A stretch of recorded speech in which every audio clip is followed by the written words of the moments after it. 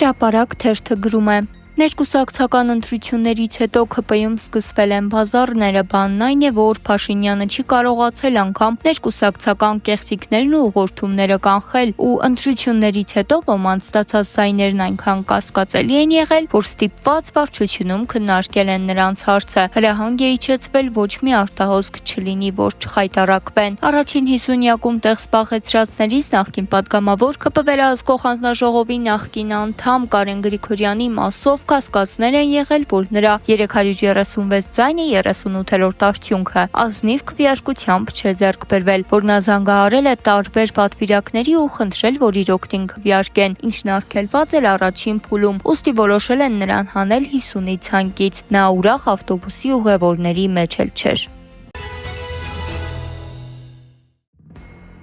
Ժողովուրդ թերթը գրում է. ՀՀ հակակոռուպցիոն կոմիտեն ազգային ժողով է ներկայացրել իր 2025 թվականի գործունեության հաղորդումը։ Հակակոռուպցիոն կոմիտեի 2025 թվականի հաղորդումը այդ տեքստով ավելի շատ ներկայացնում է վերապատրաստման օրակարգ, քան կոռուպցիոն հանցագործությունների բացահայտման արդյունքներ, իսկ հակակոռուպցիոն մարմնի արդյունավետությունը չափվում է ոչ թե մասնակցած սեմինարների թվով, այլ համակարգային կոռուպցիայի դեմ իրական, արդիական ու համարձակ քայլերով ու վազգործող իշխանության ապօրինի գործողությունների դեմ։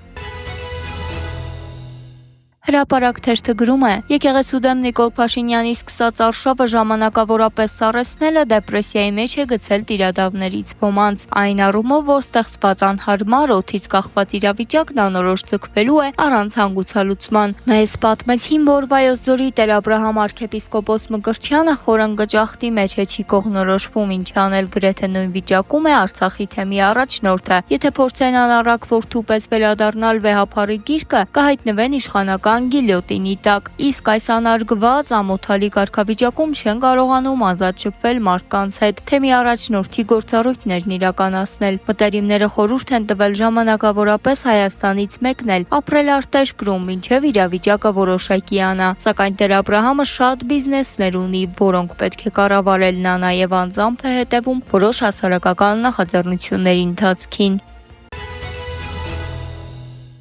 Հրապարակ թերթը գրում է. Իշխանությունը կառավարության ու համայնքապետարանների կողմից իրականացվող նախաձեռնությունների անվան տակ փաստացի սկսել է նախընտրական կաշառք բաժանել մարդկանց։ Գյուլագարակ համայնքից մեզ պատմեցին, որ համայնքապետարանի Արմինե անունով աշխատակիցը զանգում է գյուղացիներին ու ցուցակագրում տանիքի խնդիր ունեցողներին։ Հետաքրքրվում, թե արդյոք տանիքն ազբեստից է ու ասում է, որ այն փոխելու են։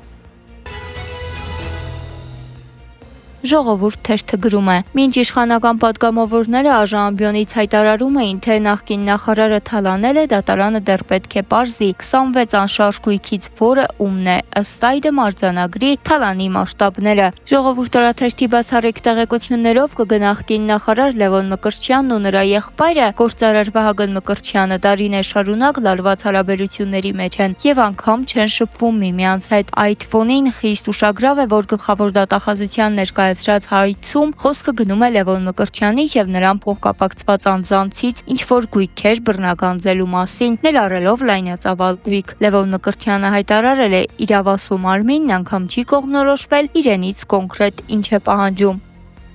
Ավելին իմանալու համար կարդացեք Պանորամայեմ։